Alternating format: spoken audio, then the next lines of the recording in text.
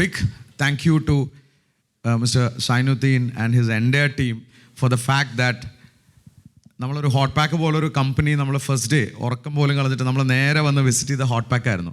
So I just want to ask our audience how was your experience? Not an elaborated version, how was your experience? So what was your impression about the factory? So they're all impressed about it. And the second thing, I just told him, നമുക്കൊരു interactive session നമ്മുടെ IPA ഇങ്ങനെ ഒരു entrepreneurs forum ആയിട്ട് പറ്റുമോ? So immediately said, I've got some very good entrepreneurs we have an organization called IPA. I'll try to invite them. And he's been kind enough to help us throughout this session. And thank you, Sainuddin Bhai. And we really value your solid support. And we have got 50 wonderful entrepreneurs from Kerala. ഇവരെല്ലാവരും പല പല business ചെയ്യുന്നവരുണ്ട്. എല്ലാവരും വളർന്നവരും വളരാൻ ആഗ്രഹമുള്ളവരൊക്കെ തന്നെയാണ്. അപ്പോൾ ഈ ഒരു നല്ല സദസ്സിൽ വെച്ച് ദുബായിൽ വെച്ച് നിങ്ങൾ രണ്ടുപേരെയും ഹോട്ട് പാക്ക്, സോ ഞാൻ അറിഞ്ഞ ഹോട്ട് പാക്കും അറിയാത്ത ഹോട്ട് പാക്കും ഒക്കെ ഇവരിലേക്കൊന്ന് എത്തിക്കുക എന്നുള്ളതാണ്. ഞാനത് സൈനുദ്ദീൻ ഭായിലോട്ട് ചോദിക്കുകയാണ്. So with all IPA members' permission, is that okay with all of you?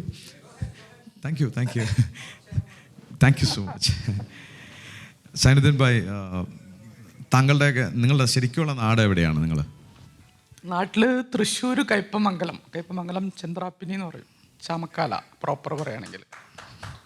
Okay, തൃശ്ശൂരുകാരൊക്കെ ഉണ്ട് ഇവിടെ. മതിലകത്താണ് ഇപ്പോൾ താമസം, കൊടുങ്ങല്ലൂരിനടുത്ത് SM പുരം മതിലകം ഇപ്പോൾ താമസിക്കുന്നത്. സൈനുദ്ദീൻ ഭായ്, നിങ്ങൾ എത്ര ബ്രദേഴ്സാണ്?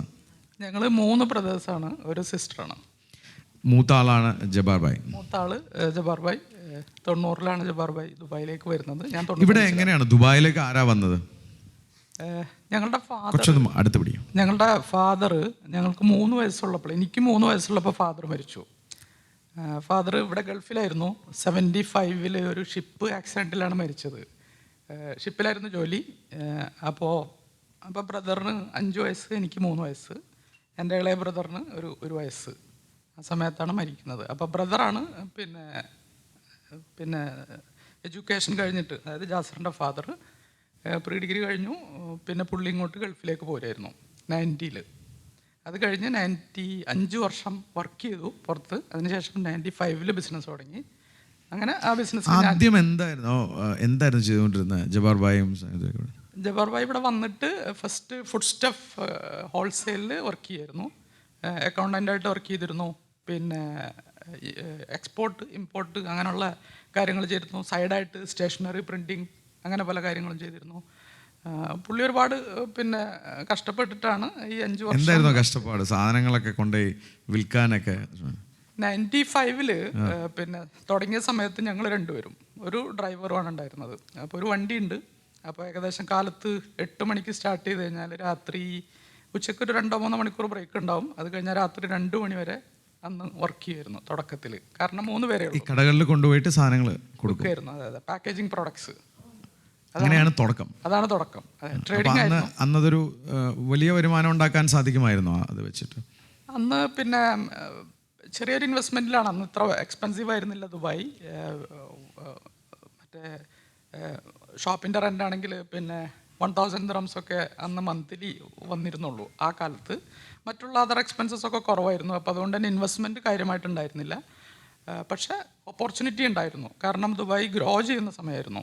അപ്പോൾ ഒരുപാട് പാക്കേജിങ് പ്രോഡക്ട്സ്, ഇപ്പം നാട്ടിൽ നമ്മൾ കാണുന്ന പാക്കേജിങ് പ്രോഡക്ട്സ് വളരെ ലിമിറ്റഡ് പ്രോഡക്ട്സ് ആണ് ഇവിടുത്തെ പ്രോഡക്ട്സിനായിട്ട് കമ്പയർ ചെയ്യുമ്പോൾ. ഇപ്പോൾ നിങ്ങളൊക്കെ ഞങ്ങളുടെ ഷോറൂമിൽ പോയപ്പോൾ കണ്ടിട്ടുണ്ടാവും ഒരുപാട് ആയിരക്കണക്കിന് products, almost 4000 products we do have. പക്ഷെ നാട്ടിൽ അത്ര ഓപ്ഷൻസ് ഇല്ല സാധാരണഗതിയിൽ. അപ്പോൾ അതേപോലെ ആയിരുന്നു ഒരു 90s ദുബായിയുടെ കാര്യം. തുടക്കകാലത്ത് ഒരു ഡ്രൈവറും ഉണ്ട്, നിങ്ങൾ 2 പേരും ഉണ്ട്. പിന്നെ അതൊരു ചെറിയ കച്ചവടം എന്ന് പറയാം അല്ലേ?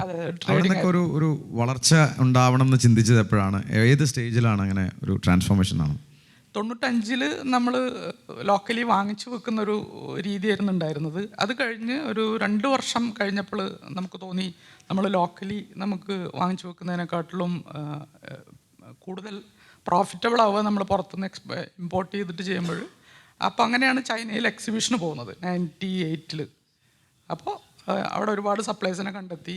അങ്ങനെ ആദ്യമായിട്ടൊരു കണ്ടെയ്നർ ഇമ്പോർട്ട് ചെയ്തു. അപ്പോൾ ആ സമയത്ത് മനസ്സിലായി ഇതിന് നല്ലൊരു സ്കോപ്പ് ഉണ്ട്, ഇവിടെ മാനുഫാക്ചേഴ്സ് നമുക്ക് തരുന്നതിനെക്കാട്ടിലും ഒരുപാട് ഡിഫറൻസ് നമുക്ക് കിട്ടുന്നുണ്ട് അങ്ങോട്ട്. അന്ന് സ്ഥാപനത്തിന്റെ പേര് ഹോട്ട് പാക്ക് എന്ന് ഇട്ടിട്ടുണ്ടോ?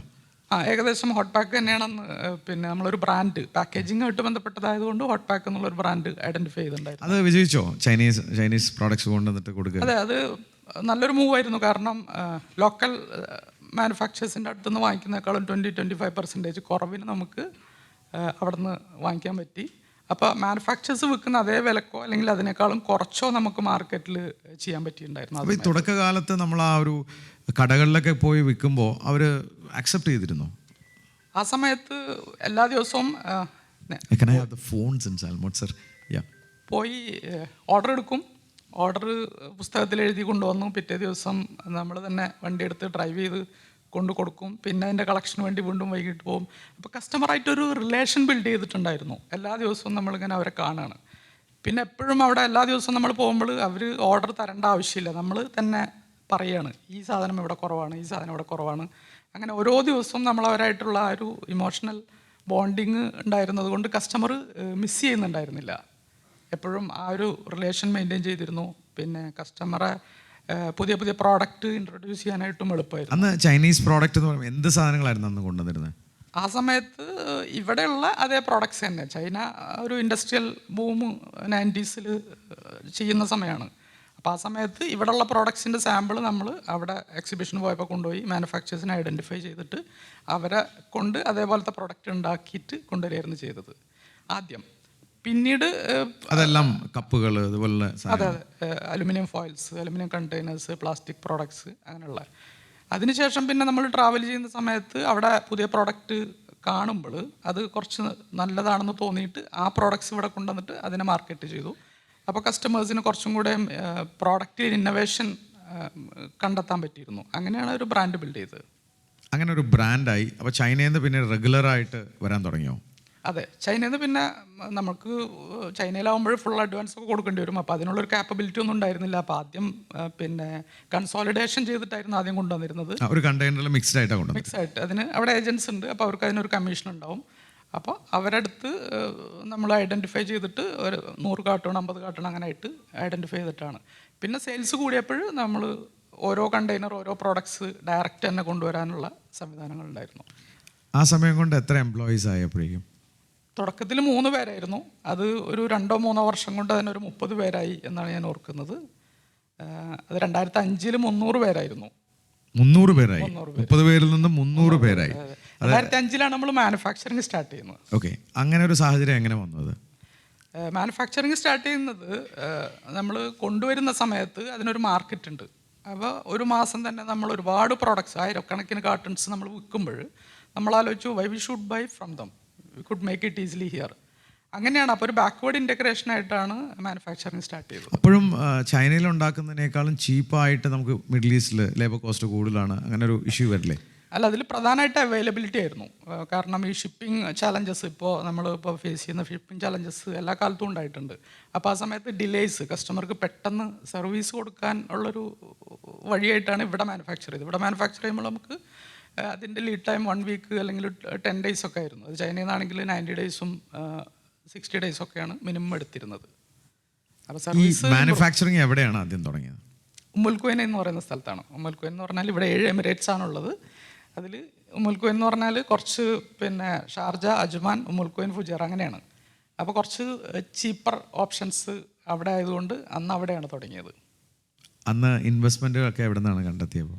ആ സമയത്ത് ഇപ്പോൾ ഒരു 95 തുടങ്ങി 2005 ആകുമ്പോഴേക്കും ഒരു റെപ്യൂട്ടേഷൻ ഇമ്പ്രൂവ് ചെയ്തിട്ടുണ്ടായിരുന്നു. അപ്പോൾ അതിനനുസരിച്ച് സപ്ലൈസിൻ്റെ അടുത്തുനിന്ന് ക്രെഡിറ്റ് കിട്ടുന്നുണ്ടായിരുന്നു, ബാങ്ക്സ് സപ്പോർട്ട് ചെയ്യുന്നുണ്ടായിരുന്നു. ആ സമയത്ത് നമ്മളൊരു പ്രോഡക്റ്റിൻ്റെ ക്വാളിറ്റിയും അതേപോലെ ഉള്ള കാര്യങ്ങളിലൊക്കെ എപ്പോഴും ശ്രദ്ധ കേന്ദ്രീകരിച്ചതുകൊണ്ട് ഒരു ട്രസ്റ്റ് ബിൽഡ് ചെയ്യാൻ പറ്റിയിട്ടുണ്ടായിരുന്നു.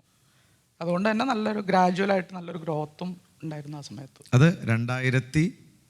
2005-ലാണ്. അപ്പോൾ ഒരു ട്രാൻസ്ഫോർമേഷൻ 2005 നടന്നു. അവിടെ നിന്നൊക്കെയാണ് ഒരു ഗ്രോത്ത് ഫേസിലേക്ക് കിടക്കുന്നത് അല്ലേ? പിന്നീട് എങ്ങനെയാണ് അത് വളർന്നത്? 2005-2006 കാലഘട്ടത്തിൽ, അതായത് ഈ 10 വർഷക്കാലം ട്രേഡിംഗ് ആയിരുന്നു പ്രധാനമായിട്ട് ചെയ്തിരുന്നത്. അപ്പോൾ ആ സമയത്ത് മേജറായിട്ടുള്ള പ്രോഡക്ട്സ് പ്ലാസ്റ്റിക്കിൻ്റെ പ്രോഡക്ട്സ് തന്നെയായിരുന്നു. പ്ലാസ്റ്റിക് കപ്സ് അങ്ങനെയുള്ള സാധനങ്ങളൊക്കെ ആയിരുന്നു. അപ്പോൾ ആ സമയത്താണ് ഇവിടെ ദുബായിൽ UAE പ്ലാസ്റ്റിക് കപ്പ് നിരോധിക്കുന്നത്. അതൊരു വലിയൊരു ചലഞ്ചായിരുന്നു ബിസിനസ്സിൽ. അതായത് 60-70% ബിസിനസ് ചെയ്യുന്ന ഉള്ളൊരു പ്രോഡക്റ്റ് പെട്ടെന്നൊരു സുപ്രഭാതത്തിൽ വിത്തിൻ 1 മന്ത് നോട്ടീസ് കംപ്ലീറ്റ് ആയിട്ട് അങ്ങ് സ്റ്റോപ്പ് ചെയ്യാണ്. അപ്പോൾ ആ സമയത്ത് ശരിക്കും പറഞ്ഞാൽ മുന്നോട്ടുള്ള പോക്ക് അവിടെ സ്റ്റോപ്പാവോ അല്ലെങ്കിൽ എന്താണ് ഫ്യൂച്ചർ, അങ്ങനെയുള്ള ഒരു വലിയൊരു ചലഞ്ചിങ് ആയിട്ടുള്ള സമയമായിരുന്നു. അപ്പോൾ രാത്രി 12 മണിക്കാണ് ഇത് പത്രത്തിൽ ഓൺലൈൻ ഇതിലന്ന് ഇൻ്റർനെറ്റൊക്കെ ഏകദേശം വന്നു തുടങ്ങിയിട്ടുള്ളൊരു സമയമാണ്. 12 മണിക്കാണ് നമ്മൾ നെറ്റ് നോക്കുന്ന സമയത്ത് ഇങ്ങനൊരു ഡിക്ലറേഷൻ കാണുന്നത്. അപ്പോൾ ആ സമയത്ത് തന്നെ ഞങ്ങൾ ബ്രദേഴ്സൊക്കെ ഒരുമിച്ചായിരുന്നു താമസം. ഒരുമിച്ചിരുന്ന് ഇങ്ങനെ ആലോചിച്ചു വാട്ട് വി ഷുഡ് ഡു, മുന്നോട്ട് ഇനി എങ്ങനെ പോവും. അപ്പോൾ അങ്ങനെയാണ്. അപ്പോൾ ആ സമയത്ത് പേപ്പർ കപ്പ്, ഫോം കപ്പ്, അങ്ങനെ പല ഓപ്ഷൻസ് ഉണ്ട് ഓൾട്ടർനേറ്റീവ്. പക്ഷേ ദോസ് ആർ എക്സ്പെൻസീവ്. അപ്പോൾ നമ്മൾ പറഞ്ഞു ഓട്ടോമാറ്റിക്കലി ഇത് നിരോധിക്കുന്ന സമയത്ത് ഇതിനൊരു ഓപ്പർച്യൂണിറ്റി ഉണ്ടാവും. അപ്പോൾ നമ്മൾ എന്ത് ചെയ്തു എന്ന് പറഞ്ഞാൽ അന്ന് രാത്രി തന്നെ ഇരുന്നിട്ട് നമ്മുടെ എല്ലാ സപ്ലയേഴ്സിനും മെയിൽ അയക്കുകയാണ്. അപ്പോൾ ഈ ന്യൂസ് പുറത്തു വന്നിട്ടില്ല. ഇത് പുറത്തു വരുന്നതിന് മുമ്പ് തന്നെ നമ്മളെല്ലാ സപ്ലയേഴ്സിനും മെയിൽ അയക്കുകയാണ്, നിങ്ങളുടെ കപ്പാസിറ്റി എത്രയാണ് എന്ന് ചോദിച്ചിട്ട്. അപ്പോൾ ചൈനയിലും അല്ലെങ്കിൽ മറ്റുള്ള ആ സൈഡിലുള്ള കൺട്രീസിലൊക്കെ ടൈം 4 മണിക്കൂറൊക്കെ ഏകദേശം മുന്നിലാണ്. അപ്പോൾ ഇവിടെ നേരം വെളുക്കുമ്പോഴത്തേനും അവർ വർക്ക് സ്റ്റാർട്ട് ചെയ്തിട്ടുണ്ട്. അപ്പോൾ ഏകദേശം ഒരു വെളുപ്പിന് 4 മണി 5 മണി ആകുമ്പോഴത്തേനും നമുക്ക് റിപ്ലേസ് കിട്ടി. ഇതാണ് 10 കണ്ടെയ്നർ ഞങ്ങൾക്ക് ഉണ്ടാക്കാൻ പറ്റും, ഞങ്ങൾക്ക് 50 കണ്ടെയ്നർ ഉണ്ടാക്കാൻ പറ്റും. പേപ്പർ കപ്സും ഫോം കപ്സും ഈ 2 ഓപ്ഷൻസാണ്. അപ്പോൾ എന്ത് ചെയ്തു എന്ന് പറഞ്ഞാൽ okay we have A contract and we need all these products, we will please and the proforma. അപ്പോൾ നേരം വെളുത്ത് മറ്റേ ഇവിടെ രാവിലെ നേരം വെളുത്ത് ന്യൂസ് മറ്റുള്ളവർ അറിയുന്നതിന് മുമ്പ് തന്നെ എല്ലാ സപ്ലൈസിനും ബന്ധപ്പെട്ട് അവരുടെ കയ്യിലുള്ള എല്ലാ പ്രോഡക്റ്റും മുൻകൂട്ടി ബുക്ക് ചെയ്ത് അവരുടെ അടുത്ത് നിന്ന് പ്രൊഫോമ വാങ്ങിച്ചു നമ്മൾ സെക്യൂർ ആക്കിയിട്ടുണ്ടായിരുന്നു. ന്യൂസ് വരുന്നതിന് മുമ്പ് തന്നെ അദ്ദേഹം ആക്ഷൻ എടുത്തിട്ടുണ്ട്. So that's a great thing what as an entrepreneurs we need to learn that.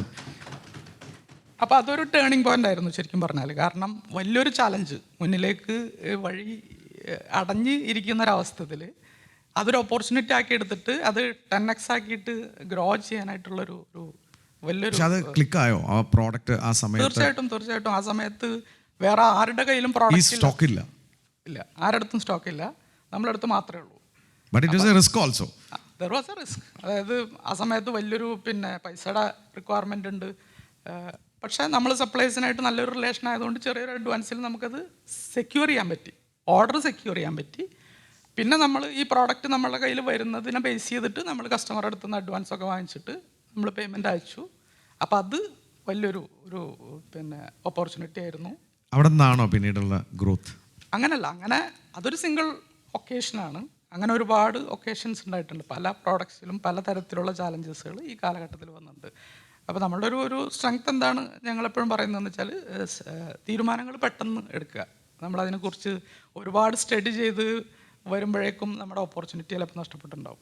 അപ്പോൾ ഡിസിഷൻസ് ഇമ്മീഡിയറ്റ് ആയിട്ട് എടുക്കുക എന്നുള്ളതാണ് നമ്മളെപ്പോഴും ചെയ്തിട്ടുള്ളൊരു സ്ട്രാറ്റജി. അപ്പോൾ ആ ഒരു ഫാക്ടറിയിൽ നിന്ന് ഇന്ന് 20 ഫാക്ടറിയിലേക്കാണ് എത്തി നിൽക്കുന്നത്.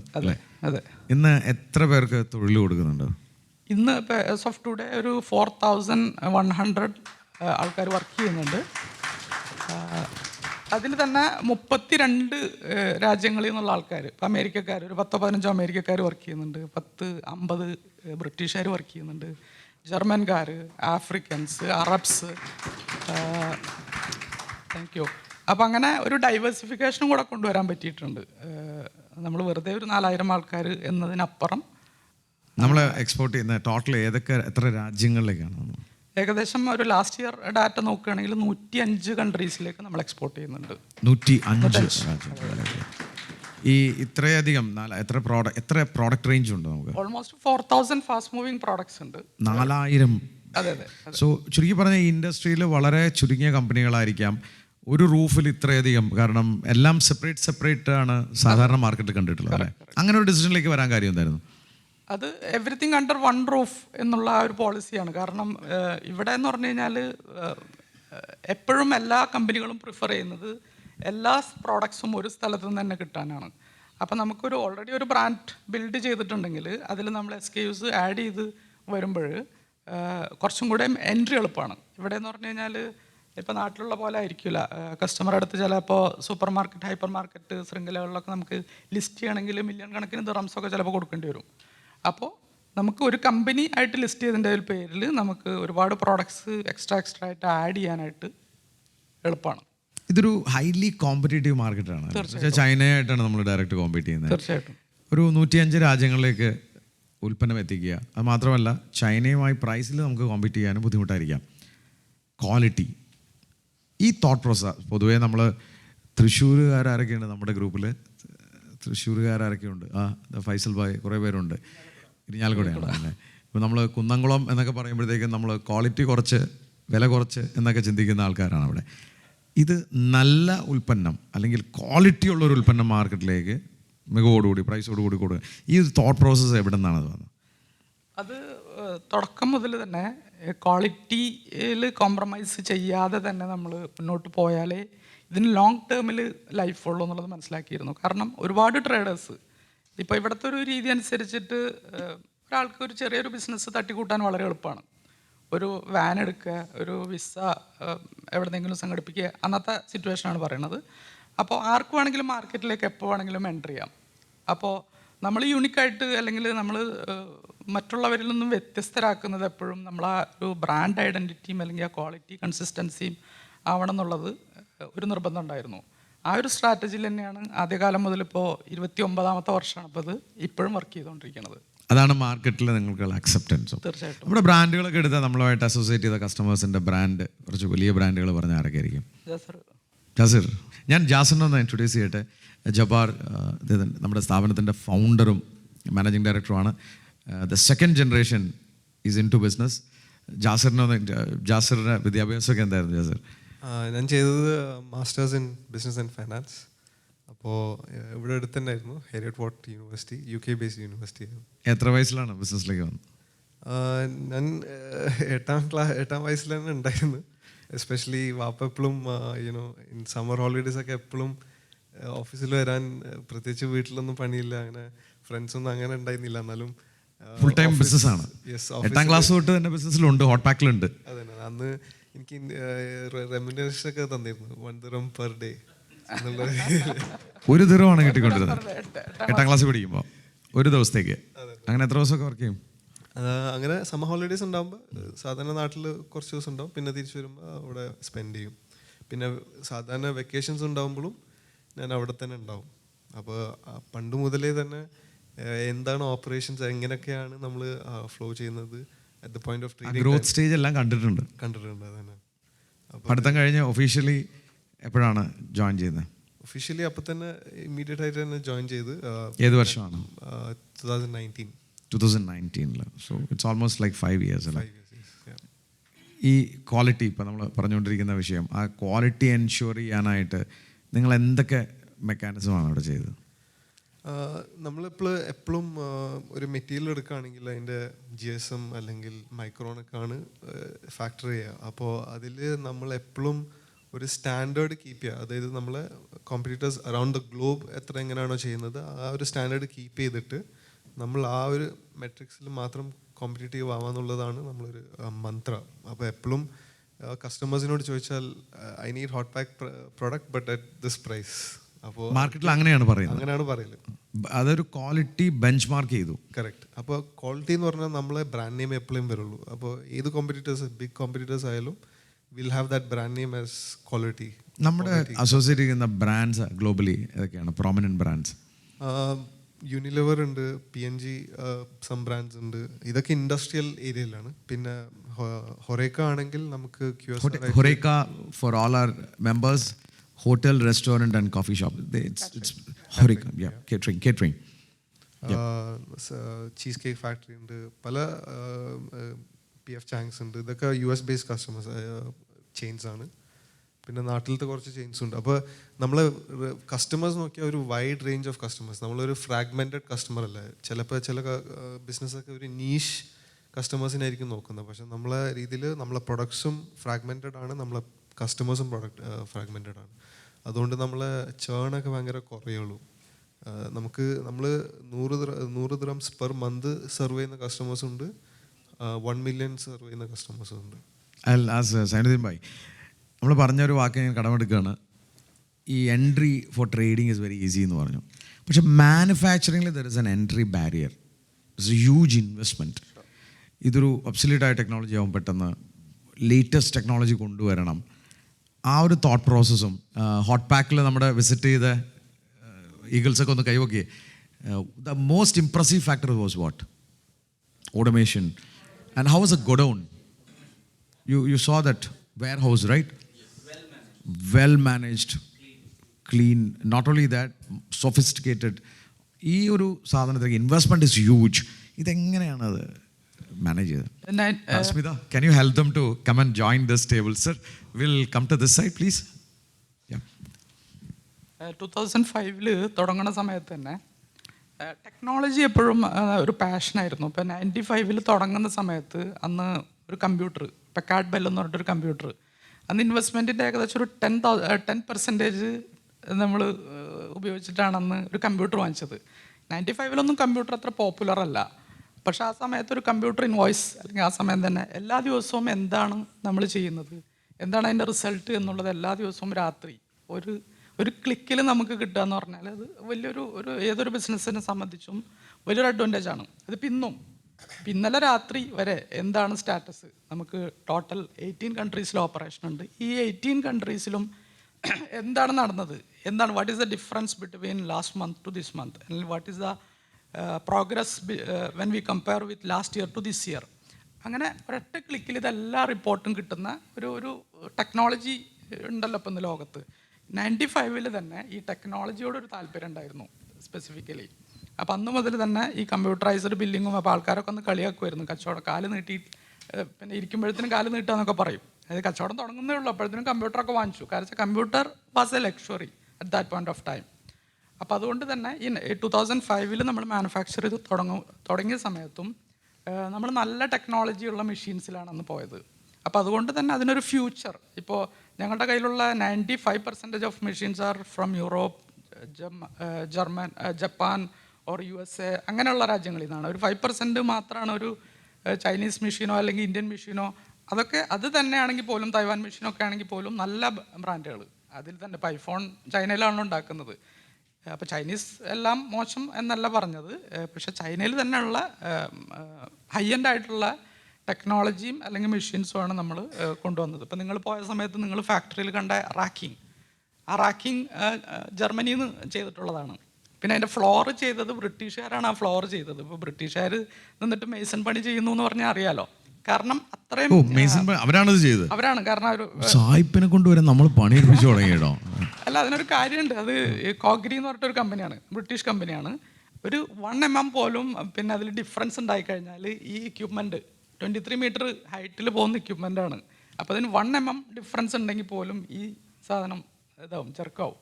കാരണം അത്ര ഹൈറ്റിൽ പോണ മെഷീനല്ലേ. അപ്പോൾ അവർക്ക് ആരെയും വിശ്വാസമില്ല, അവർ തന്നെ ചെയ്യും. അല്ല, അവരാണ് അതിൽ ടോപ്പ്. കാരണം അതിൽ നമുക്ക് റിസ്ക് എടുക്കാൻ പറ്റില്ല. കാരണം വളരെ സെൻസിറ്റീവ് ആയിട്ടുള്ള മെഷീൻസാണ്. ഇവിടെ സേഫ്റ്റി സ്റ്റാൻഡേർഡ്സിലൊന്നും നമുക്ക് യാതൊരു കോംപ്രമൈസും ചെയ്യാൻ പറ്റില്ല. അത്രയും ഹൈ പിന്നെ ടെക്നോളജി യൂസ് ചെയ്യുമ്പോൾ സേഫ്റ്റിയിൽ നമുക്ക് കോംപ്രമൈസ് ചെയ്യാൻ പറ്റില്ല. ഇപ്പോൾ 23 മീറ്ററിൽ പോകുന്നൊരു മെഷീൻ, അതിൻ്റെ മേലെ പോയിട്ട് എന്തെങ്കിലും സംഭവിച്ചു താഴെ വീണ് കഴിഞ്ഞാൽ റിസ്കി. അപ്പോൾ അതുകൊണ്ട് തന്നെ അങ്ങനെയുള്ള കാര്യങ്ങളിലൊന്നും യാതൊരു കോംപ്രമൈസും ചെയ്യാറില്ല. പിന്നെ ഇപ്പോൾ ബ്രാൻഡിൻ്റെ കാര്യം പറഞ്ഞപ്പോഴും നിങ്ങളറിയുന്ന ബ്രാൻഡുകൾ KFC, മാക്ഡൊണാൾഡ്, ഐക്കിയ, അങ്ങനെയുള്ള എല്ലാ മേജർ ബ്രാൻഡ്സ്. ഇപ്പോൾ ഐക്കിയ പറയുകയാണെങ്കിൽ ഐക്കിയൊക്കെ ഇവിടുത്തെ ഒരു മേജർ ബ്രാൻഡാണ്. ഇപ്പോൾ നാട്ടിൽ എനിക്ക് തോന്നുന്നു ബാംഗ്ലൂർ മാത്രമേ ഉള്ളൂ എന്ന് തോന്നുന്നു, അല്ലേ? ഹൈദരാബാദ്. ഓക്കെ.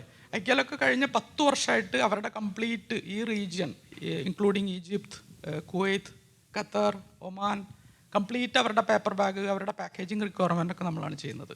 അതുപോലെ ദുബായ് എയർപോർട്ടിൽ ഒരു 5 വർഷത്തോളം അവിടുത്തെ കംപ്ലീറ്റ് ടിഷ്യൂ റിക്വയർമെൻറ്റ്സിൻ്റെ കോൺട്രാക്റ്റ് ഉണ്ടായിരുന്നു.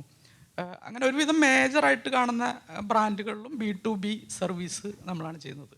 പക്ഷെ ഒരു പ്രൈവറ്റ് ലേബൽ അല്ലെങ്കിൽ ഒരു റീറ്റെയിൽ എന്നുള്ള രീതിയിൽ നമ്മൾ കഴിഞ്ഞ 10 വർഷമായിട്ടാണ് ഒരു ബ്രാൻഡിങ്ങിലേക്ക് വന്നിട്ടുള്ളൂ. അതിന് മുമ്പ് അതുവരെ B2B ആയിരുന്നു. I'll come to Jasir. You represent the new gen.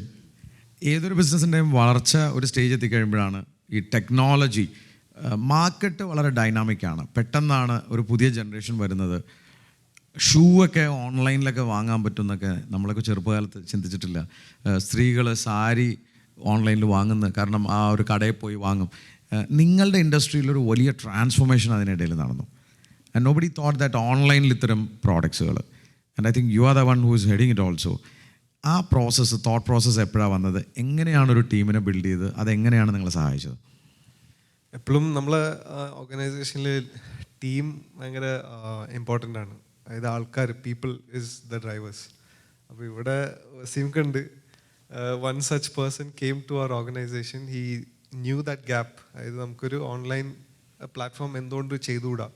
It is very unusual in our industry ഒരു ഓൺലൈൻ പ്ലാറ്റ്ഫോം ഉള്ളതെന്ന് വെച്ചാൽ. കാരണം ആരും പ്രത്യേകിച്ച് ഡിസ്പോസിബിളൊക്കെ അല്ലെങ്കിൽ പാക്കേജിങ് റിക്വയർമെൻറ്റ്സ് സൈറ്റിൽ പോയി ഓർഡർ ചെയ്ത് ഡെലിവറി ചെയ്യാന്ന് പറഞ്ഞാൽ അത് ഒരു അൺയൂഷ്വൽ ആയിരുന്നു. അപ്പോൾ ഇനീഷ്യലി നമ്മൾ എനിക്ക് തോന്നുന്നു 2-3 ആൾക്കാരെ വെച്ചിട്ട് ഈ ഒരു ഇനിഷ്യേറ്റീവ് മാത്രം എടുത്തു. We set the ground base. We knew our customers, ഏത് റേഞ്ച് ഓഫ് കസ്റ്റമേഴ്സാണ് നമ്മൾ ടാർഗറ്റ് ചെയ്തത്. അതിനനുസരിച്ച് ഡിജിറ്റൽ മാർക്കറ്റിംഗ് കാര്യങ്ങളൊക്കെ ചെയ്ത് വന്നപ്പോഴാണ് നമ്മൾ മനസ്സിലായി ഇതിനൊരു സ്കോപ്പ് ഉണ്ടെന്ന്.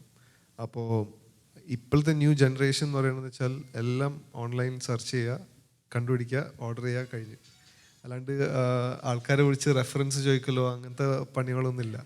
അപ്പോൾ ഇപ്പോൾ എവിടാണോ നമ്മളെ ഓൺലൈൻ പ്രസൻസ് ഏറ്റവും അല്ലെങ്കിൽ മാർക്കറ്റിംഗ് പ്രസൻസ് ഏറ്റവും എവിടെ ഉള്ളത്, it will determine in the future.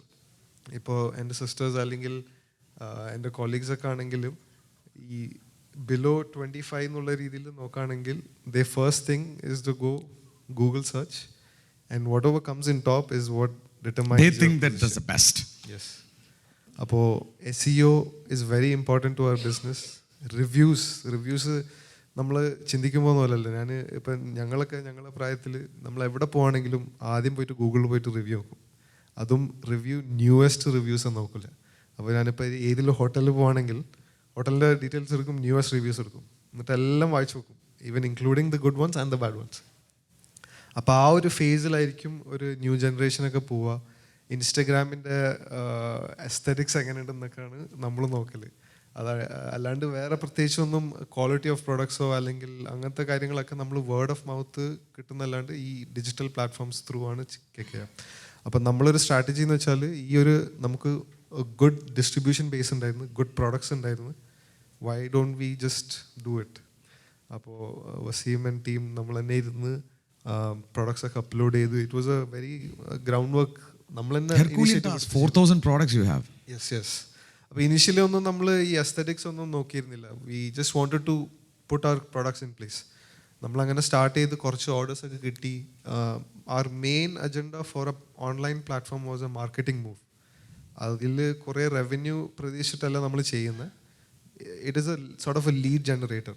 അപ്പോൾ അവിടെ നമ്മളെ വെബ്സൈറ്റ് എപ്പോഴും ടോപ്പിൽ വരുമ്പോൾ അവിടെ ക്ലിക്ക് ചെയ്യുമ്പോൾ എല്ലാവർക്കും മനസ്സിലാവും these guys are the biggest manufacturers of packaging goods in UAE or GCC in general. അപ്പോൾ അവരിൽ നിന്ന് ഒരു എൻക്വയറി കിട്ടുകയെന്ന് വെച്ചാൽ they don't have to purchase in general. Enquiry വന്നാലും തന്നെ നമുക്ക് കുറേ B2B ഓർഡേഴ്സ് കൺവേർട്ട് ചെയ്യാൻ പറ്റും. അങ്ങനെയാണ് നമ്മൾ ഇനീഷ്യലി പ്ലാൻ ചെയ്തത്. നമ്മളിതൊരു ഹ്യൂജ് റവന്യൂ കോൺട്രിബ്യൂട്ടർ ആയിരുന്നു നോക്കിയില്ല, പക്ഷെ എന്നാലും ഒരു ലീഡ് ജനറേറ്റർ. പക്ഷേ നമുക്കതിനൊരു നീഷ് ഉണ്ടായിരുന്നു. ഫോർ എക്സാമ്പിൾ നമ്മളതിൽ റീറ്റെയിൽ പ്രൊഡക്ട്സ്, നമ്മളെ പാക്കിംഗ് എല്ലാം കുറച്ച് ഹ്യൂജ് സൈസസ് ആയിരുന്നു. നമ്മൾ സ്ട്രാറ്റജി മാറ്റിയിട്ട് ചെറിയ ചെറിയ പാക്കിംഗ് സൈസ് ആക്കി, ഓൺലൈൻ സ്പെസിഫിക് ആയിട്ട് പ്രൊഡക്ട്സ് ഉണ്ടാക്കി, പിന്നെ ഡിജിറ്റൽ മാർക്കറ്റിംഗ് ഒന്നുകൂടിയും കൂട്ടി. ഇതൊക്കെ ചെയ്തപ്പോഴാണ് നമ്മളൊരു സ്കോപ്പ് കണ്ടിട്ട് ഇപ്പോൾ നമ്മളെ കറണ്ട് പാക്കേജിങ് പോർട്ട്ഫോളിയോ ചെയ്യുന്നത്. ഇപ്പോൾ എന്ത് ടേൺ ഓവർ അതിൽ നിന്ന് വരുന്നുണ്ട്? If you can say that. Turn over നമുക്ക് ചെയ്യുകയാണെങ്കിൽ ഇപ്പോൾ ഫോർ എക്സാമ്പിൾ UAE എടുക്കുകയാണെങ്കിൽ ഒരു 500,000 തന്നെ അതിൽ നിന്ന് ചെയ്യുന്നുണ്ട്. 500,000 to 700,000.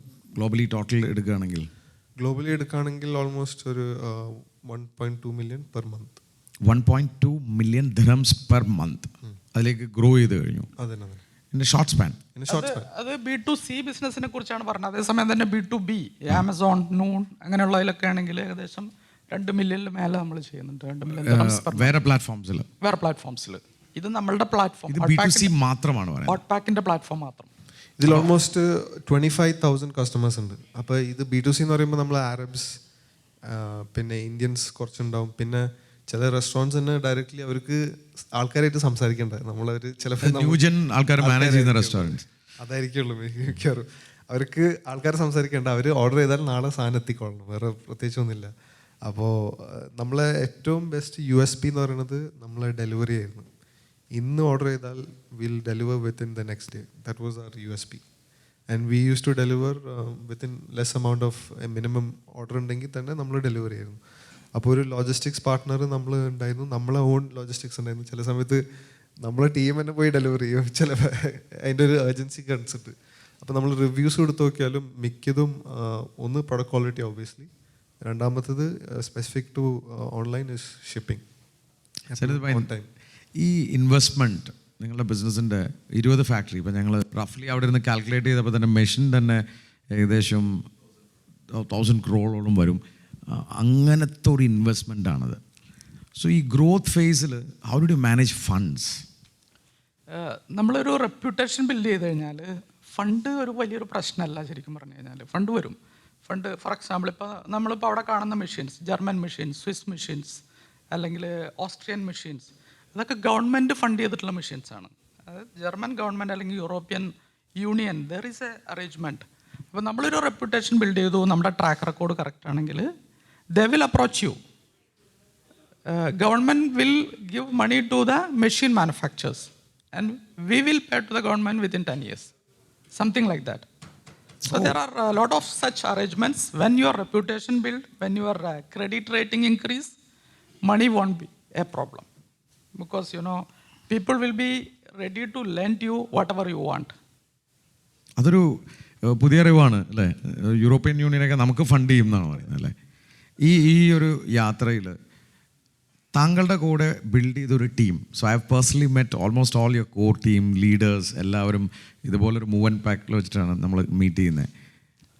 വളരെ പാഷനേറ്റ് ആയിട്ടുള്ള കുറേ നമ്മുടെ ഈഗിൾസിൻ്റെ ഭാഷയിൽ പറഞ്ഞ A+ ഇവരുടെ കൂടെയുണ്ട്.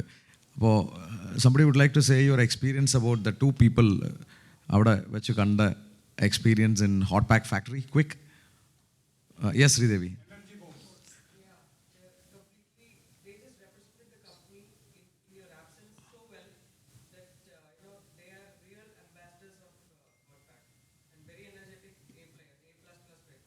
Talking about Najeeba, Thank you. Ajino and all those people who are helping us in the factory visit. ഇങ്ങനെ ഒരു ടീമിനെ ബിൽഡ് ചെയ്യാൻ, അപ്പോൾ നമ്മൾ പലപ്പോഴും ഞാൻ അവിടെ ശ്രദ്ധിച്ചപ്പോൾ എനിക്ക് തോന്നി ആ ഒരു സ്ഥാപനത്തിൻ്റെ ഏറ്റവും എളിമയുള്ള നിങ്ങളാണ് അവിടെ. നിങ്ങളൊന്നിലും ഫ്രണ്ടിൽ നിൽക്കുന്നില്ല. ഞാൻ വരുമ്പോൾ പോലെ നിങ്ങളെയൊക്കെ ഞാൻ ആദ്യമായിട്ടാണ് അവിടെ മീറ്റ് ചെയ്യുന്നത്. Everything was set. അത് കഴിഞ്ഞിട്ടാണ് നമ്മളൊക്കെ തമ്മിൽ മീറ്റ് ചെയ്യുന്നത്, മീറ്റിംഗ് ഹാളിലൊക്കെ മീറ്റ് ചെയ്യുന്നത്. ഒരു സ്ഥാപനം നമ്മൾ നടത്തുമ്പോൾ അവിടെ നല്ല എംപ്ലോയീസ് വരേണ്ട ആവശ്യകത എന്താണ്? നമുക്ക് 2 രീതിയിൽ, തുടക്കകാലത്ത് താങ്കൾ ട്രേഡ് ചെയ്യുമ്പോൾ നമ്മൾ പറഞ്ഞു കൊടുക്കുന്ന ആൾക്കാരൊക്കെ ആയിരിക്കും നമ്മൾ വെച്ചിരിക്കുന്നത്, പിന്നീട് നമ്മളെ പഠിപ്പിക്കുന്ന ആൾക്കാരായിരിക്കും നമ്മൾ വരുന്നത്. ആ ഒരു ട്രാൻസ്ഫോർമേഷൻ എങ്ങനെയായിരുന്നു? അത് ശരിക്കും മനസ്സിലാവും. ഇപ്പോൾ ഏകദേശം ഞാൻ 29 years ആയല്ലോ ഇപ്പോൾ ബിസിനസ്സിൽ. അപ്പോൾ ആദ്യകാലത്തുള്ള എംപ്ലോയീസ് എന്ന് പറഞ്ഞാൽ അവർ ദേ സ്റ്റേ വിത്ത് യു. ഇപ്പം ഞങ്ങളുടെ പഴയ സ്റ്റാഫിൻ്റെ ലിസ്റ്റ് എടുത്തപ്പോൾ നമ്മളെടുത്ത് ഏകദേശം 25-20 വർഷം എത്തിയിട്ടുള്ള ഏകദേശം 10-30 പേരുണ്ട്. കാരണം അന്ന് അത്ര പേരുണ്ടായിരുന്നുള്ളൂ. ഒരു 10-20 വർഷം എത്തിയിട്ടുള്ള ഒരു 100-300 പേരുണ്ട്. 10 വർഷം എത്തിയിട്ടുള്ള തന്നെ കുറേ പേരുണ്ട്. അപ്പോൾ ആ ഒരു എംപ്ലോയി ടേൺ അറൗണ്ട് കുറവായിരുന്നു ആദ്യകാലത്ത്. പക്ഷെ ഇപ്പം അടുത്ത കാലത്തായിട്ട് നേരത്തെ പറഞ്ഞ ജെൻസി വന്നത് പിന്നെ അങ്ങനത്തെ ഒരു കമ്മിറ്റ്മെൻ്റ് ഒന്നും എംപ്ലോയീസിൻ്റെ അടുത്തില്ല. ഈ ഒരു ഇമോഷണൽ ബോണ്ടിങ്ങോ അല്ലെങ്കിൽ ഇമോഷണൽ അറ്റാച്ച്മെൻറ്റോ ഒന്നും അത്ര അങ്ങ് എഫക്റ്റീവ് അല്ല അവരുടെ അടുത്ത്. They just come and perform and they leave. പക്ഷേ എങ്കിലും നമ്മുടെ അവിടുത്തെ ഒരു വർക്ക് കൾച്ചർ, പിന്നെ ഒരു ഫാമിലി, ഒരു മൾട്ടിനാഷണൽ കമ്പനിയാണ്, ഒരു കോർപ്പറേറ്റ് കമ്പനിയാണെങ്കിലും ഒരു വർക്ക് കൾച്ചർ എന്ന് പറഞ്ഞാൽ വളരെ ജോവിയലാണ്. ആർക്കും ഒരു പ്രഷർ ഫീൽ ചെയ്യില്ല. അപ്പോൾ അതുകൊണ്ട് തന്നെ ഇപ്പോൾ ഫോർ എക്സാമ്പിൾ ഇപ്പോൾ 18 കൺട്രിയിൽ നമ്മൾ ഓപ്പറേറ്റ് ചെയ്യുന്നുണ്ടെന്ന് പറഞ്ഞു. ഈ 18 കൺട്രിയിൽ നമുക്ക് ഒരിക്കലും അങ്ങോട്ട് പോകാമെന്ന് പറഞ്ഞാൽ എളുപ്പമല്ല. നമുക്ക് നേരിട്ട് ഓപ്പറേറ്റ് ചെയ്യാൻ പറ്റില്ല. ഇപ്പോൾ ഇവിടെ തന്നെ 7 എമിറേറ്റ് ഉണ്ടെങ്കിൽ 7 എമിറേറ്റിലും ഓപ്പറേഷൻ ഉണ്ട്. ഇപ്പോൾ കഴിഞ്ഞ ദിവസം ഞായറാഴ്ച ഞാൻ അലൈനിൽ പോയപ്പോൾ 2 വർഷത്തിട്ടാണ് ഞാൻ അവിടെ പോയത്. 2 വർഷം മുമ്പ് അവിടെ ഒരു റീറ്റെയിൽ ഷോറൂമിൻ്റെ ഉദ്ഘാടനത്തിനാണ് ഞാൻ അവസാനമായിട്ട് പോയത്. അതിനുശേഷം ഇപ്പോൾ 2 വർഷത്തിന് ശേഷമാണ് ആദ്യം പോയത്.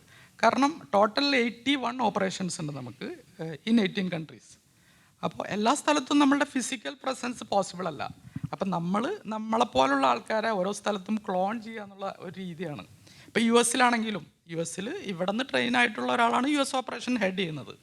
അതേപോലെ UK പിന്നെ ഇവിടെ നിന്ന് പോയ ആളാണ് ഹെഡ് ചെയ്യുന്നത്. അതേപോലെ ഓരോ കൺട്രി, സൗദി ആണെങ്കിലും ഖത്തറാണെങ്കിലും ബഹ്റൈൻ ആണെങ്കിലും മൊറോക്കോ ആണെങ്കിലും മലേഷ്യ ആണെങ്കിലും എല്ലാ സ്ഥലത്തും ഓപ്പറേറ്റ് ചെയ്യുന്നത് ഇവിടെ നിന്ന് നമ്മളുടെ കൾച്ചറും നമ്മളുടെ പ്രോഡക്റ്റും നമ്മളുടെ ആ ഒരു കെമിസ്ട്രിയും അറിയുന്ന ആൾക്കാരാണ് ഓരോ സ്ഥലത്ത് പോയിട്ട് അങ്ങനെ നമുക്ക് ഗ്ലോബലൈസ് ചെയ്യാൻ പറ്റുള്ളൂ. അല്ലാതെ എല്ലായിടത്തും പോയിട്ട് നമുക്ക് പേഴ്സണലി പ്രസൻസ് ഒരിക്കലും ചെയ്യാൻ പറ്റില്ല. അപ്പോൾ ആ ഒരു ടീമുണ്ട്, അവരെ നമ്മൾ എംപവർ ചെയ്യുന്നുണ്ട്, അവർ നമ്മൾ ഗ്രോ ചെയ്യുന്നതിനനുസരിച്ച് അവരും ഗ്രോ ചെയ്യുന്നുണ്ട്. ഷൈൻ ഭായ്, അതുപോലെ ഒരു ഇമ്പോർട്ടൻറ്റ് ഫാക്ടറാണ് വാല്യൂസ്. ഈ ബിസിനസ് വളരണമെങ്കിൽ മൂല്യങ്ങളില്ലാതെ വളരില്ല എന്ന് പറയും. കുറച്ച് മൂല്യങ്ങൾ സെറ്റ് ചെയ്ത ഒരു കമ്പനിയാണ് Hotpack. Can you just explain to them? Values ഇപ്പോൾ കോർപ്പറേറ്റ് കമ്പനി അല്ലെങ്കിൽ മൾട്ടിനാഷണൽ കമ്പനി എന്നൊക്കെ പറയുമ്പോൾ ഒരുപാട് പ്രൊഫഷണൽ ആയിട്ടുള്ള ആൾക്കാർ വന്നിട്ടുണ്ടാവും. അവർക്ക് അവരുടേതായ ചില സെറ്റ് ഓഫ് റൂൾസ് ഉണ്ടാവും. അപ്പോൾ പലപ്പോഴും നമ്മൾ ഹ്യൂമാനിറ്റേറിയൻ ബേസിൽ അല്ലെങ്കിൽ ഇമോഷണൽ ആയിട്ട് പല തീരുമാനങ്ങൾ എടുക്കേണ്ടി വരാറുണ്ട്. അപ്പോൾ ആ സമയത്തൊക്കെ നമ്മൾ ജമ്പിൻ ചെയ്തിട്ട് ആവശ്യമായ തീരുമാനങ്ങൾ എടുക്കും. കംപ്ലീറ്റ്ലി നമ്മൾ സെറ്റ് ഓഫ് റൂൾസ് അനുസരിച്ചിട്ടല്ല പോവാറ്. അത് നമ്മുടെ ഓർഗനൈസേഷനിൽ എല്ലാവർക്കും അറിയുന്നൊരു കാര്യമാണ്. ഒരു താഴെ ഉള്ള ഒരു ക്ലീനിങ് ബോയ് മുതൽ ഏറ്റവും മേലുള്ള ആൾക്ക് വരെ ഏത് സമയത്ത് വേണമെങ്കിലും മാനേജ്മെൻറ്റിനെ അപ്രോച്ച് ചെയ്യാം, അവരുടെ പ്രശ്നങ്ങൾ പറയാം, അതിനൊരു സൊല്യൂഷൻ കിട്ടുമെന്നവർ ഒരു ഓപ്പൺ ഡോർ പോളിസിയാണ്. അതെ അതെ, തീർച്ചയായിട്ടും. അതെ, അവർക്ക് എപ്പോൾ വേണമെങ്കിലും വിളിക്കാം. അതെ, എപ്പോൾ വേണമെങ്കിലും വിളിക്കാം. അതിൽ ആഡ് ചെയ്യാൻ പറ്റുന്ന വെച്ചാൽ നമ്മൾ വാല്യൂസ് ഒക്കെ ഒരു സ്ട്രക്ചറിൽ ആഡ് ചെയ്തിട്ടുണ്ട്. ഫോർ എക്സാമ്പിൾ പാഷൻ, അങ്ങനെ സെൻസ് ഓഫ് ഓണർഷിപ്പ്, അങ്ങനെ എന്തൊക്കെയാണ് നിങ്ങളുടെ? Passion, compassion, sense of ownership, integrity, പിന്നെ വാല്യൂസ് എന്ന് പറയുമ്പോൾ കുറച്ച് 7 ഉണ്ട്. അതിൽ ഞാൻ ഉദ്ദേശിച്ചതെന്ന് വെച്ചാൽ നമ്മൾ ബൈ ഹാർട്ട് ആയിട്ട് പഠിച്ചിട്ട് അവരെ കൊണ്ട് പഠിപ്പിക്കലല്ല, നമ്മളൊരു lead by example. So show it to them. അത് നമ്മളെ മിക്ക എംപ്ലോയീസും അത് കണ്ടിട്ടുണ്ട്. ഫോർ എക്സാമ്പിൾ MD-ന്നും അങ്കിളുടെ അടുത്തുനിന്നും എല്ലാം കണ്ടിട്ടാണ് അവർ ശരിക്കും ആക്ച്വലി അത് ചെയ്യുന്നതും. അപ്പോൾ എന്തായാലും ഇപ്പോൾ ഫോർ എക്സാമ്പിൾ നമ്മൾ എവിടെ പോയാലും ആ ഒരു വാല്യൂസ് നമ്മൾ പ്രൊജക്റ്റ് ചെയ്യുമ്പോൾ automatically it comes in the mind that I also have to be like abide that value. Correct. So അത് പ്രാക്ടീസിൽ നിന്ന് പഠിക്കുന്ന values always sticks with them rather than learning and setting an example of certain things. അപ്പോൾ that is what I felt in hot Pack. അപ്പോൾ നമ്മളൊരു പറഞ്ഞല്ലോ ഒരു clones. So I'm also some of clones of വാപ്പയുടെ clone ആണ് മകൻ. കാരണം അറിയാലോ മക്കളൊക്കെ എല്ലാവരും ഒരു റോൾ മോഡൽ ഉണ്ടാവും. അങ്ങനെയാണ് നമ്മൾ പഠിക്കുന്നത്. അപ്പോൾ എല്ലാവരും ഒരു ബിഹേവിയർ നോക്കുന്ന വെച്ചാൽ എല്ലാം കണ്ടിട്ടാണ് പഠിക്കുക. അപ്പോൾ that's how it was set in hot Pack. Shine ഭായിലേക്ക് വരികയാണെങ്കിൽ 3 പേരിൽ നിന്ന് 30 പേര്, പക്ഷെ ഇപ്പോൾ 4000 പേര്. അവിടെയാണ് ഒരു പീപ്പിൾ റണ്ണിൽ നിന്ന് സിസ്റ്റം റണ്ണിലേക്ക് പോകേണ്ട ഒരു ആവശ്യകത വരുന്നത്. ഏത് സ്റ്റേജിലാണ് അത് വന്നത്? എങ്ങനെയാണ് സിസ്റ്റം ഒരു പ്രോസസ് കമ്പനിയാക്കിയത്? സിസ്റ്റം റൺ ഞാൻ നേരത്തെ പറഞ്ഞു 95 സ്റ്റാർട്ട് ചെയ്യുന്ന സമയത്ത് തന്നെ നമ്മളൊരു സോഫ്റ്റ്വെയർ, അന്നൊരു ഡാക്കിസി എന്ന് പറഞ്ഞൊരു സോഫ്റ്റ്വെയർ ആണ്, സേജിൻ്റെ ഒരു സോഫ്റ്റ്വെയർ ആണ്. 800 dirhams ആണ് അതിൻ്റെ ഒരു 1 year സബ്സ്ക്രിപ്ഷൻ. അന്ന് അത് സ്പെൻഡ് ചെയ്തിട്ടാണ് നമ്മളന്ന് സ്റ്റാർട്ട് ചെയ്യുന്നത്. അതിനുശേഷം പിന്നെ ഒരുപാട് സോഫ്റ്റ്വെയർ, ഇപ്പോൾ ഞങ്ങൾ ഉപയോഗിച്ചുകൊണ്ടിരിക്കുന്ന ഒരു ഫാൽക്കൻ എന്ന് പറയുന്ന ഒരു സോഫ്റ്റ്വെയർ കഴിഞ്ഞ 20 വർഷമായിട്ട് ഉപയോഗിക്കുന്ന ഒരു ലെഗസി സോഫ്റ്റ്വെയർ ആണ്. പിന്നെ പുതിയ പ്ലാൻസിലൊക്കെ പിന്നെ SAP S/4HANA നമ്മൾ യൂസ് ചെയ്യുന്നത്. അതേപോലെ തന്നെ ചില പാക്കേജിങ് ഫാക്ടറികളിൽ ആ ഇൻഡസ്ട്രി സ്പെസിഫിക് ആയിട്ടുള്ള യൂറോപ്യൻ സോഫ്റ്റ്വെയർസ് ഉണ്ട്. EPS എന്നൊക്കെ പറഞ്ഞിട്ട് സോഫ്റ്റ്വെയർ. EPS എന്നൊക്കെ പറഞ്ഞാൽ SAP-നെക്കാട്ടിലും മേലെ നിൽക്കുന്ന സോഫ്റ്റ്വെയർ ആണ് ആ ഒരു പർട്ടിക്കുലർ ഇൻഡസ്ട്രിയിൽ. അപ്പോൾ എല്ലായിടത്തും അതിൻ്റെ ഒരു മോഡൽ അനുസരിച്ചിട്ട് അതിനനുസരിച്ചിട്ടുള്ള ഇത് സെറ്റ് ചെയ്തിട്ടുണ്ട്. അപ്പോൾ അതുകൊണ്ട് തന്നെ ആൾക്കാരല്ല, സിസ്റ്റമാണ് റൺ ചെയ്യുന്നത്. ഇപ്പോൾ ഒരാൾ പോയി എന്നതുകൊണ്ട് ഒരു മാറ്റം വരുന്നില്ല. ഇപ്പോൾ വസീം ഇപ്പോൾ 8 വർഷത്തോളം നമ്മുടെ അടുത്ത് വർക്ക് ചെയ്തു. വസീം മൂവ് ചെയ്തു. വസീം മൂവ് ചെയ്തില്ലെങ്കിൽ വസീം സെറ്റ് ചെയ്ത കാര്യങ്ങൾ അതെ അതിങ്ങനെ ഓട്ടോമാറ്റിക്കായിട്ട് റൺ ചെയ്യുന്നുണ്ട്. പിന്നെ ഇന്നലെയാണ് നമ്മളൊരു 2 million അച്ചീവ്മെൻറ്റ് കഴിഞ്ഞ മാസം B2Bയുടെ നമ്മൾ സെലിബ്രേറ്റ് ചെയ്തത്. അപ്പം അതെന്തുകൊണ്ടാണ് പിന്നെ അങ്ങനെ വസീം പോയി, ഹെഡ് പോയി, but system is running. That's A beauty of system. അതെ അതെ, കറക്റ്റ്. അതോടൊപ്പം ഒരു വിഷൻ, ആ വിഷൻ എന്താണ് ഈ വിഷൻ സെറ്റ് ചെയ്യുന്നതിൻ്റെ ഒരു പ്രസക്തി? വിഷൻ ഇപ്പോൾ തുടക്കകാലത്ത് നമ്മളങ്ങനെ വിഷനോ മറ്റൊന്നും സെറ്റ് ചെയ്തിട്ടൊന്നും ഉണ്ടായില്ല. അന്നൊരു എക്സിസ്റ്റൻസ് ആയിരുന്നു. ഞാൻ നേരത്തെ പറഞ്ഞു ഒരുപാട് സ്ട്രഗിൾ ചെയ്തിട്ടാണ് ഞങ്ങൾ വളർന്നത്. ബ്രദറിന് അങ്ങനെ ചെറുപ്പത്തിൽ അങ്ങനെ അധികം പഠിക്കാൻ പറ്റില്ല. പിന്നെ പുള്ളി ഇവിടെ വന്നിട്ടാണ് പിന്നെ IIM-ലും മറ്റോടത്തൊക്കെ പോയി പഠിച്ചത്. പക്ഷെ ഞങ്ങൾക്ക് പഠിക്കാനുള്ള അവസരം ഉണ്ടായിരുന്നു. ഞാൻ ഗ്രാജുവേഷനും പോസ്റ്റ് ഗ്രാജുവേഷനൊക്കെ. ബ്രദർ എന്തായിരുന്നു ആദ്യം വിദ്യാഭ്യാസ യോഗ്യത? ബ്രദർ ഞങ്ങളെ സ്കൂളിൽ പിന്നെ സ്കൂൾ ഫസ്റ്റ് ആയിരുന്നു. അതിനുശേഷം പ്രീ ഡിഗ്രിക്ക് പഠിച്ചു. അവിടെ നിന്ന് ഫസ്റ്റ് ആയിരുന്നു. പക്ഷേ പ്രീ ഡിഗ്രി അവിടെ പിന്നെ നിർത്തിയിട്ട് ഇങ്ങോട്ട് വരേണ്ടി വന്നു. പിന്നെ ഗ്രാജുവേഷനൊക്കെ ഈ തിരക്കിനിടയിൽ കൂടെ ചെയ്തു പഠിച്ചത്. IIM പോയി. ഇപ്പോഴും പഠിച്ചുകൊണ്ടിരിക്കുകയാണ് പുള്ളി. That is the spirit. പക്ഷേ പുള്ളിനെ സംബന്ധിച്ച് പറയുകയാണെങ്കിൽ നമ്മുടെ അടുത്ത് ഒരുപാട് ചാർട്ടേഡ് അക്കൗണ്ടൻസ് ഉണ്ട്. അവരെക്കാളും നല്ല ചാർട്ടേഡ് അക്കൗണ്ടൻ്റ് ആണ് പുള്ളി. എൻജിനീയേഴ്സ് ഉണ്ട് ഒരുപാട്, അവരെക്കാളും നല്ല എൻജിനീയറാണ്. പിന്നെ എൻ്റെ യങ്ങർ ബ്രദർ ഉണ്ട്, പുള്ളി എൻജിനീയറാണ്. ഒരു 10-15 വർഷമായിട്ട് ഹോട്ട് പാക്കിനോടൊപ്പം ഉണ്ട്. അപ്പോൾ നമ്മുടെ കൺസ്ട്രക്ഷൻ, മെഷീൻ പ്രൊക്യൂർമെൻറ്റ്, അങ്ങനെയുള്ള ഓരോ ഏരിയാസും ഓരോരുത്തരാണ് ഹാൻഡിൽ ചെയ്യുന്നത്. ജനറലി എല്ലാവരും എല്ലാത്തിലും ഇൻവോൾവ് ആണെങ്കിലും ഞങ്ങൾക്കൊക്കെ 3 പേരെ എങ്ങനെയാണ് ഡിവൈഡ് ചെയ്തെടുത്തിരിക്കുന്നത്? ഞാൻ കൂടുതലും HR, പിന്നെ ഓപ്പറേഷൻ, അങ്ങനെയുള്ള കാര്യങ്ങൾ, സെയിൽസ്, അങ്ങനെയുള്ള കാര്യങ്ങളൊക്കെയാണ് നോക്കുന്നത്. ഇപ്പോൾ ജാസർ ഇപ്പോൾ ജോയിൻ ചെയ്തു. ഡിജിറ്റൽ ട്രാൻസ്ഫോർമേഷനാണ് ജാസറിൻ്റെ റെസ്പോൺസിബിലിറ്റി. പക്ഷേ ജാസർ ബേസിക് ലെവൽ മുതൽ വന്നതുകൊണ്ട് തന്നെ ജാസറിന് നമ്മുടെ കംപ്ലീറ്റ് പൾസ് അറിയാം. ലോജിസ്റ്റിക്സിലാണ്, 8ാം ക്ലാസ്സിൽ പഠിക്കുന്ന സമയത്ത് പിന്നെ ലോജിസ്റ്റിക്സിലാണ് ജോയിൻ ചെയ്യുന്നത്. അപ്പോൾ അവിടെ വണ്ടി ലോഡ് ചെയ്യാനും അൺലോഡ് ചെയ്യാനൊക്കെയാണ് അന്ന്. അതെ. അതിനുശേഷം പിന്നെ പാക്കിങ്ങിൽ നിന്നിട്ടുണ്ട്. പിന്നെ അതിനുശേഷം അക്കൗണ്ട്സിൽ കുറേ നാൾ നിന്നിട്ടുണ്ട്. അപ്പോൾ അതുകൊണ്ട് തന്നെ കംപ്ലീറ്റ് 360 ഡിഗ്രി വ്യൂ ഉണ്ട്. അപ്പോൾ അതുകൊണ്ട് തന്നെ digital transformation for him it is easy. അതായത് ആ കംപ്ലീറ്റ് പൾസ് അറിയാവുന്ന ആളാണ് ജാസർ. നിങ്ങളുടെ വിഷൻ എന്താണ്? വിഷൻ തുടക്കത്തിൽ സെറ്റ് ചെയ്തിട്ടില്ലെങ്കിലും പിന്നെ നമ്മൾ പോകെ നമുക്ക് മനസ്സിലായി, okay, we are into the right direction. അപ്പോൾ ഇപ്പോൾ ലോകത്തിൽ തന്നെ നോക്കുകയാണെങ്കിൽ ഞങ്ങളുടെ മോഡൽ, അതായത് എവറിത്തിങ് അണ്ടർ വൺ റൂഫ് എന്ന രീതിയിൽ ചെയ്യുന്ന വൺ ആൻഡ് ഓൺലി കമ്പനിയാണ് ഇപ്പോൾ നമ്മൾ. ശരിക്കും പറഞ്ഞാൽ ഞങ്ങൾക്ക് പിന്നെ 20 ഫാക്ടറി ഉണ്ടെന്ന് പറഞ്ഞു. അപ്പോൾ 20 ഫാക്ടറി, ഇപ്പോൾ ഫോർ എക്സാമ്പിൾ ടിഷ്യൂ പ്രോഡക്ട്സിൽ നമ്മൾ കോമ്പീറ്റ് ചെയ്യുന്നത് one of the biggest player in the market. They are doing only tissue, so we are competing with them. കെമിക്കലിലാണെങ്കിൽ കെമിക്കലിൽ നമ്മൾ ഒരു പ്ലെയറാണ്. അപ്പോൾ നമ്മൾ we are competing with the particular player. അങ്ങനെ ഓരോ ഇൻഡസ്ട്രിയിലും ഓരോ ബിഗർ പ്ലെയറായിട്ടാണ് ഞങ്ങൾ കോമ്പീറ്റ് ചെയ്യുന്നത്. അപ്പോൾ 2030 ലോകത്തിലെ ഒരു പാക്കേജിങ് ഇൻഡസ്ട്രിയിൽ തന്നെ ഒരു നമ്പർ 1 പ്ലെയർ ആവണം എന്നുള്ളതാണ് ഞങ്ങളുടെ വിഷൻ. അപ്പോൾ ഏകദേശം അതിൽ പിന്നെ ഇപ്പോൾ US ഞങ്ങൾ പ്രസൻസ് ഉണ്ട്. ഇപ്പോൾ US കാലിഫോർണിയയിൽ ഇപ്പോൾ കഴിഞ്ഞ ദിവസം ഞങ്ങളൊരു വലിയൊരു ഓപ്പറേഷൻ ഇപ്പോൾ തുടങ്ങിയിട്ടുണ്ട്. ന്യൂയോർക്കിൽ ഓപ്പറേഷൻ ഉണ്ട്. പിന്നെ 50 സ്റ്റേറ്റിലും നമുക്ക് ഡിസ്ട്രിബ്യൂട്ടേഴ്സ് ഉണ്ട്. അപ്പോൾ already we are there. Because US ഒരാൾ പ്രസൻ്റ് ആണെങ്കിൽ that is the benchmark. You are competing with the world players. 50 സ്റ്റേറ്റിൽ പ്രസൻസ് ഉണ്ട്. അതെ. അപ്പോൾ അവിടെയുള്ള 1, 2, 3, 4 ലെവലിലുള്ള ആൾക്കാരാണ് ഇപ്പോൾ നമ്മുടെ competitors. So it is achievable matter of time. അപ്പോൾ ഒരു US ഒരു 10 കമ്പനികളിൽ പിന്നെ എടുത്തു കഴിഞ്ഞാൽ എന്തായാലും ഞങ്ങൾ ആ 10 ഉണ്ടാവും. But our vision is to reach the top position and globally number 1. Jasir, താങ്കളുടെ വാപ്പ ഒരു റോൾ മോഡലാണെന്ന് പറഞ്ഞു, അങ്കിൾ ഒരു റോൾ. ഈ 2 പേരിൽ നിന്ന് പഠിച്ച ഓൺട്രപ്രണർഷിപ്പ് ലെസൺസ് എന്താണ്? വാപ്പാടെ അടുത്ത് പഠിച്ചതെന്ന് വെച്ചാൽ ഹീസ് വെരി ഹാർഡ് വർക്കിംഗ്. ഇത് ഹിസ് ലൈഫ് ഇസ് ബിസിനസ്. അപ്പോൾ ഹീസ് എനർജറ്റിക്. എന്ത് കാര്യത്തിലും ഒരു പാഷൻ ഉണ്ട്. അത് എനിക്ക് തോന്നുന്നു his way of doing life. അപ്പോൾ ചില കാര്യത്തിൽ ചിലപ്പോൾ പാഷൻ ഉണ്ടാവില്ല. For example he's not into sports, into fitness, but അത് ചെയ്യുമ്പോൾ അത് കറക്റ്റായിട്ട് അതേ രീതിയിൽ ചെയ്യും. ഇൻഫർമേഷൻ ഗ്യാദർ ചെയ്തിട്ട് ചെയ്യും. അപ്പോൾ അതിൽ main lesson from my father is like whatever you do, you learn everything about it, the basics, so that when you speak, you know എന്തൊക്കെയാണ് നമ്മൾ ക്വസ്റ്റ്യൻ ചോദിക്കേണ്ടത് കാര്യങ്ങളൊക്കെ.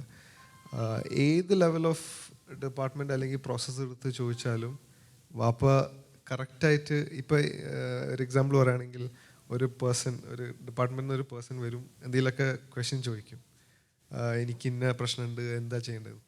അപ്പോൾ ഓരോരോ ക്വസ്റ്റ്യൻ ചോദിച്ച് ഒരു കൺക്ലൂഷനിൽ വന്നിട്ട് എന്തൊക്കെ ചെയ്യണമെന്നും പറഞ്ഞു കൊടുക്കും. അത് ഏത് ഡിപ്പാർട്ട്മെൻറ്റ്, ഇൻക്ലൂഡിങ് അക്കൗണ്ട്സ്, ഫിനാൻസ്.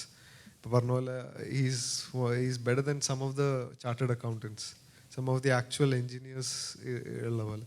അപ്പോൾ ഓരോ കാര്യത്തിലും അത്രയും നോളജ് ഉണ്ടാവുമെന്ന് പറഞ്ഞാൽ is something great. I mean at that level of age expertise ഒക്കെ വരുമ്പോൾ ചില കാര്യത്തിൽ നമുക്ക് അങ്ങനെ തലയിടേണ്ട ആവശ്യമില്ല എന്നൊക്കെ വിചാരിക്കും. പക്ഷെ എന്നാലും he is very energetic and learning.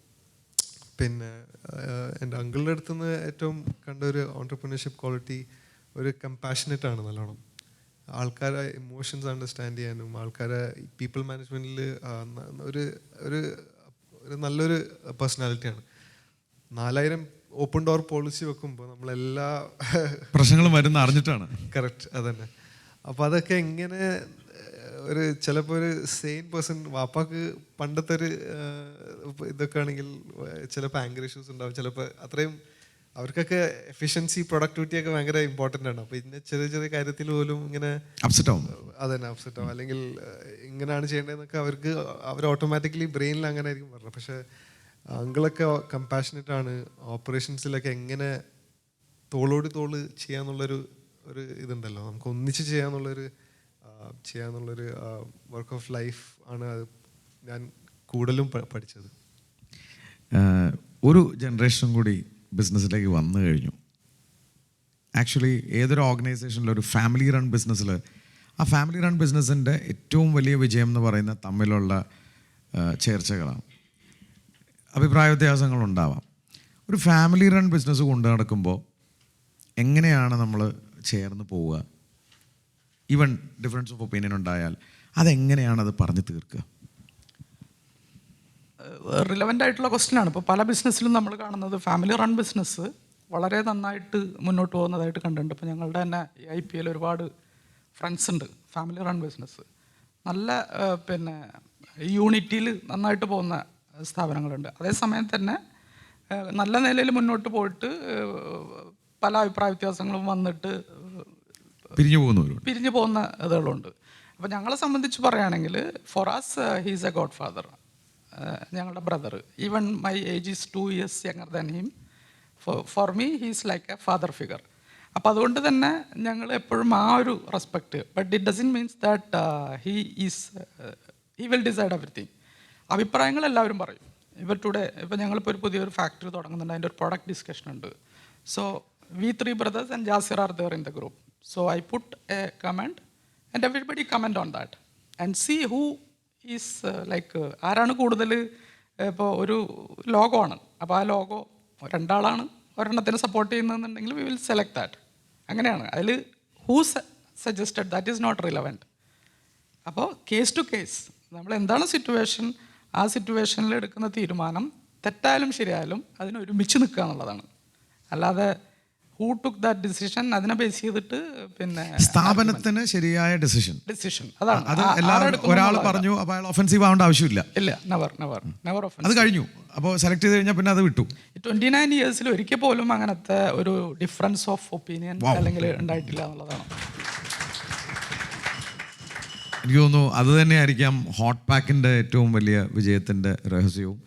I have seen them personally, let them vouch for Hotpack. ഞാനൊരു 4816 കമ്പനി എൻ്റെ പേഴ്സണൽ ലൈഫിൽ ഞാൻ മീറ്റ് ചെയ്തിട്ടുണ്ട്. You name it, ITC, Unilever, I go to Indian Navy, I go and train people. So I have an access to those people. That's why I call them directly. They'll pick the call, including any Kochos Chitlapalli or all those people, except Chalva Lulu training ചെയ്തിട്ടുണ്ട്, Yusuffali sir എടുക്കില്ലായിരിക്കാം. But I have seen this organization is special for me. So somebody was asking me yesterday in the bus also, doctor Anikesh ആരോ ചോദിക്കുകയായിരുന്നു ഈ ആൾക്കാരുമായിട്ട് എങ്ങനെയാണ് relation ഉണ്ടാവണേ. I said some organisation you go, you put your 100%. That's what you are, because you are passionate. But some organisation you go, you put 110. And that organisation was Hot Pack.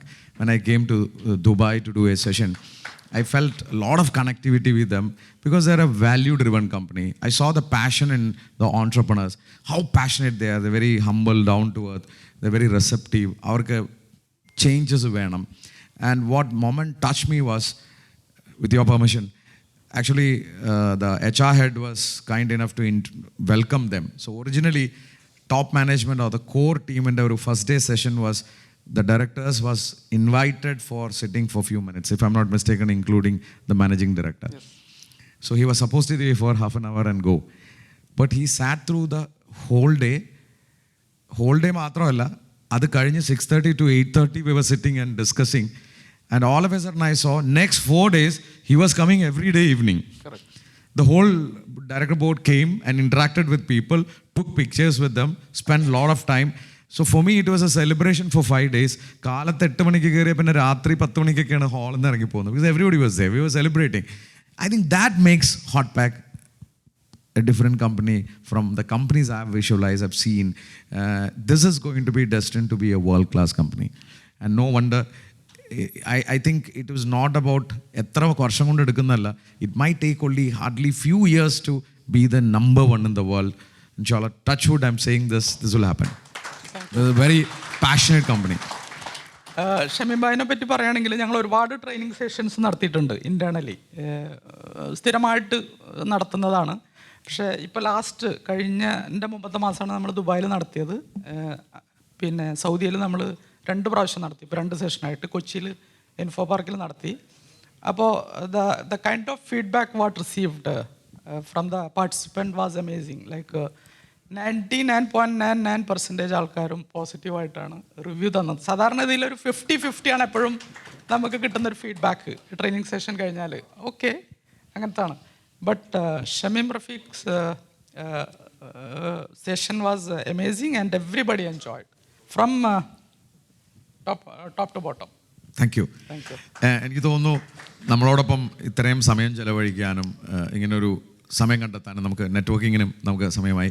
അപ്പോൾ അതുകൊണ്ട് തന്നെ Nismitha, can you please bring that. Actually I was expecting ഇന്ന് it is blessed Jasir വന്നു. Actually അദ്ദേഹത്തിൻ്റെ father Jababa was suppose to be here. He has gone to China. അപ്പോൾ ഞാൻ അദ്ദേഹത്തിന് നമുക്കിവിടെ കാണാമെന്ന് പറഞ്ഞപ്പോഴാണ് he reply to me 11th session നമ്മുടെ programme. So I said no on I'm sorry എന്ന് പറഞ്ഞിട്ട് അദ്ദേഹത്തിൻ്റെ മെസ്സേജ് എനിക്ക് വന്നിട്ടുണ്ടായിരുന്നു. ബട്ട് നമുക്കൊരു നെക്സ്റ്റ് ജനറേഷൻ കൂടി അതുകൊണ്ട് പരിചയപ്പെടാൻ പറ്റി. But what I see is, എന്താണോ ഫസ്റ്റ് ജനറേഷൻ ആസ് ഓൺട്രപ്രണേഴ്സ്, നമ്മുടെ ഈഗിളിൻ്റെ ഫസ്റ്റ് ഡേ തന്നെ നമ്മൾ പറഞ്ഞിട്ടുണ്ടായിരുന്നു പാഷൻ സ്വിച്ചിൽ ഒരെണ്ണം, four whom you are doing this. നമ്മളിത് ആർക്ക് വേണ്ടിയിട്ടാണ് ബിസിനസ് ചെയ്യുന്നത്? For the second generation. So you need to build this kind of passionate next gen entrepreneurs, then only your business is sustainable.